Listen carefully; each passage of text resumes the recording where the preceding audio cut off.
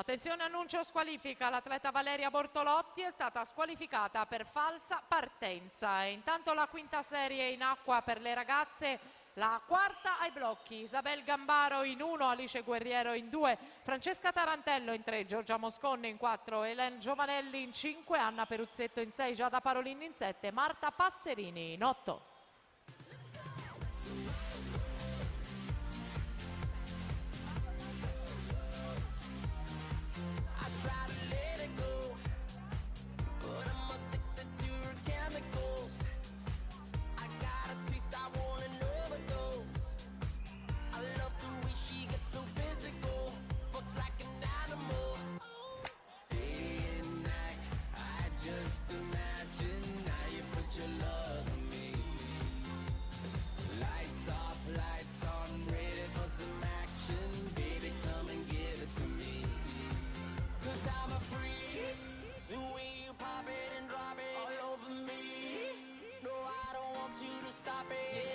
Gastaldel intanto va ad aggiudicarsi questa prova. Veronica Gastaldello, nuoto Vicenza Libertas 1.04.